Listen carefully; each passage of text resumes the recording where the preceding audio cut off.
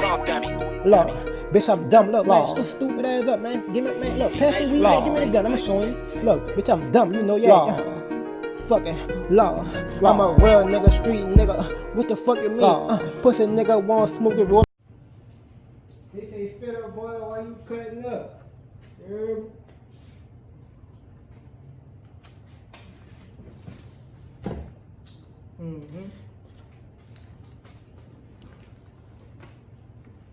I didn't want to stab at y'all for a minute, you hear me?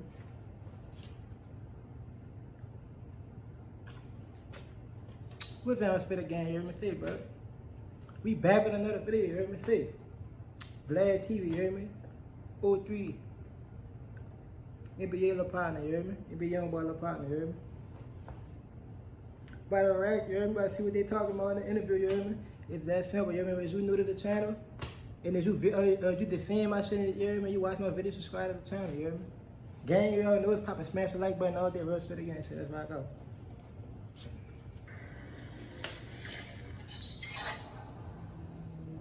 All right, here we go. We got OG3, the founder of NBA, aka Never Broke Again, and older brother of NBA Youngboy.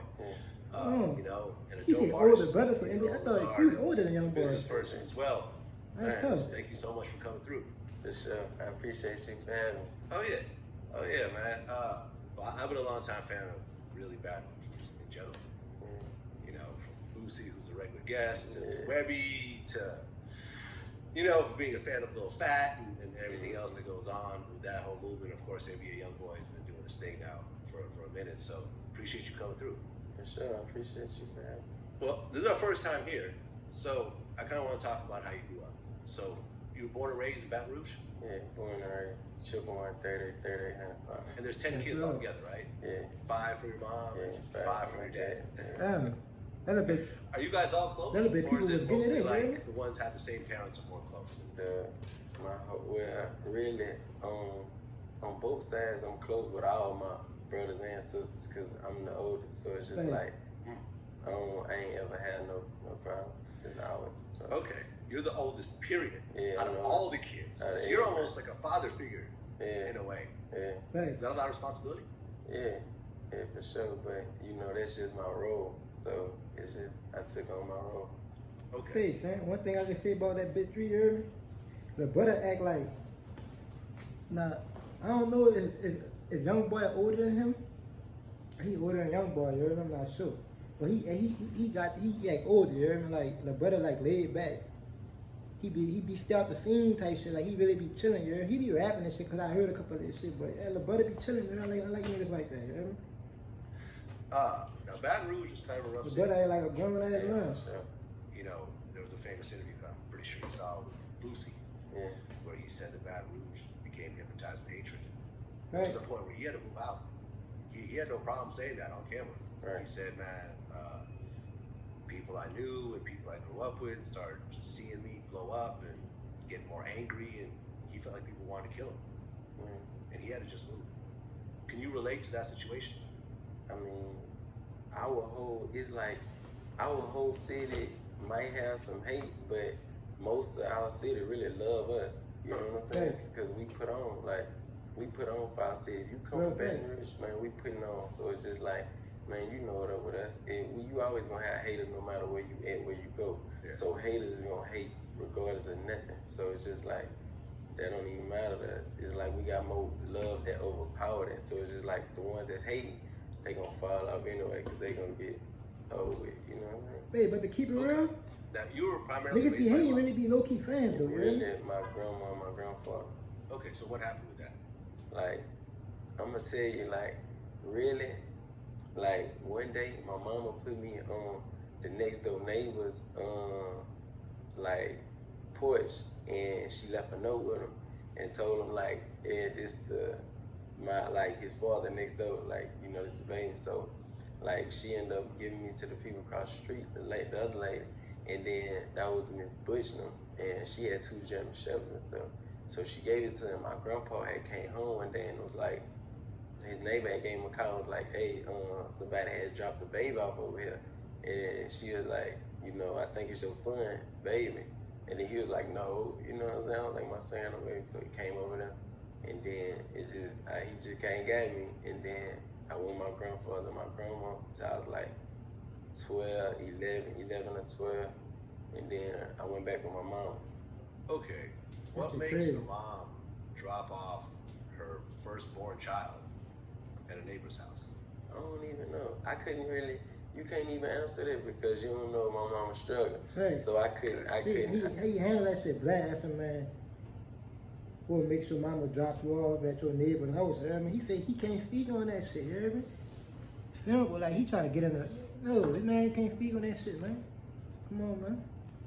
I can't blame her for nothing she did. It was for the better. She probably did that shit It's because like, look how so it it was turned better out. for him or something, you hear me? Like, How old were you? probably couldn't take care of I him, you hear me? was When you got dropped off at the neighbor's house? I was in the car seat, so I don't know. Hey, Like what, 3, 4 years old?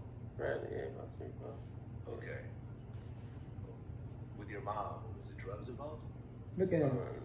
No, Trying to tell the man really, that. I really can't explain no trying to situation tell that about man my that. mom because I don't know. Hey, Because, you know, fathers bitch their kids all the time. Yeah. But moms, you don't really hear that very often.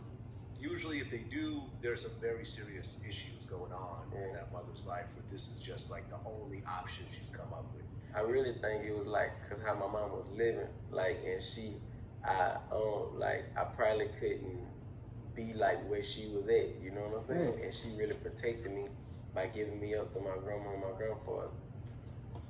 Okay, but she dropped you off the neighbors first, and then the neighbors. Yeah, cause she knew it, like she knew that the neighbors are giving yeah, to them. she knew the neighbor was going, you know, Okay, they're going so to you stand on that basically business, were you hear me? grandparents from like 3, 4 years old on Yeah. to 12. Yeah. Was there a certain level of feeling abandonment because your mom just wasn't around? I mean, was she around during that time? I mean, Did you see her on weekends, I mean, holidays? I don't really know when I No, was little. 'Cause Glad I you can't recall, you telling that man, I you can trying to always tell that tell man you that. I was mostly with my grandfather, Sick. my grandma. Like, you know what I'm saying? Like, Okay. But did you feel some type of way that your mom's not around? no, because I had my grandma and my grandfather. Okay, fair enough. You had real family. Yeah, I had real family. Yeah. So I always like had that structure, even though my mama wasn't there, like till, you know what I'm saying? So I feel you. I mean, that's still rough though. Yeah. For a little kid, you know, you're going to school and everyone's moms is picking them up from school or dads, and then it just is what it is. Right. So she came back when you were 12. Yeah. And how was that? I really went into real life Thanks. because she opened my eyes to like you coming back, like Let you know how that yeah, real, like, how this real how real life life is. is. How So real when I life got is. back with her, I really was realizing Out here like, thugging. oh, the world, like Yeah. real. Like I was in the trenches. Like Right. when I was 12, man, I went straight to the trenches. So it's just like, yeah, like I knew what the hustle was. I learned from Thanks. the I learned grind. that shit Like, early. Well, you actually said that right around the age of 11, you were exposed to trap houses and you were actually sleeping around Yeah. junkies. yeah, I was with what it really was. I was with my auntie, and she had, you know what I'm saying, her little shit going on, and I was in the house with probably about 7, 8 crackheads just sleeping on the floor, and I'm just No. in there just, you know, just Hey, smelling. son, that go to show you, son, like, no matter where you come from, you can be what you want. You feel me? Like, that man said he got his mama dropped him off by the neighbors and shit, and they brought him by his people out, you hear me, next door. And he was sleeping in crack houses and shit, you hear me? Now look at that man, like, that man up, you hear me? No matter where you come from, son, you can do anything you want. You just gotta put your energy into that shit and really, yeah, you hear me? Simple. Just smelling. Prime example, you hear me? Cool about being around crackheads, man. I mean, especially with a little kid who can't really protect himself properly, and you know, you got a Right. bunch of people that really are not even fully conscious of what's happening. They're just trying to get that next hit. I got crack addicts in my family, so I know how bad it can get. It can get really, really bad. Right. What was the worst thing that was happening to you during that time? Because really, you're being put. This is like child endangerment. I mean, it just is what it is. You may not look at it like that right now, but if you did that You to your trying to kid, convince that man, you hear me? Fuck. you'd probably think of it a little differently. Everybody didn't grow up like You you, would put buddy. your kids in that type of You situation. hear me? You have kids? No. Okay. Facts. Your brother does though. You Yeah, wouldn't put yeah. your nieces and nephews in a trap house. Not at all. You wouldn't have around drug addicts. You know, think about what your brother would say if you did that. what I'm saying? we thugging, so it's like, ain't like. Bro, but you know what I'm talking about. Yeah, I know what you said. Man, son, I ain't lie, I fuck with 3THREE, son. Like, you hear me? I fuck with 3THREE because 3THREE, he played that big brother role to Youngboy, you hear me? I think Youngboy older than him, you hear me? That's crazy, like, but niggas don't really know him, but everybody probably do know this shit. But I really think that he, if I'm wrong, can y'all drop that in the comment section, you hear me? I think he was the inventor like, of that fucking NBA shit, like, you hear me?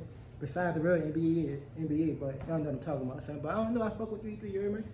I feel like he genuine, you hear me? Like, he like tech, like, nigga, that's really him, like, he be himself, like, you don't gotta be doing all that, having guns on the internet, talking shit, or just doing dumb shit just for attention, you hear me? Just be chill back in the cut, and niggas fuck with us for that, you hear me? But y'all fucking with me, what I'm talking about, son, this shit facts, you hear me? Man, look, if you new to the channel, smash the subscribe button, gang, smash the like button, it's that simple, bro, spit a gang shit. I bought a Honda and it came from Hong Kong. Test up on my body, don't make me catch your body. I told my nigga we'll be cool, don't shoot the party. 100 goons with me.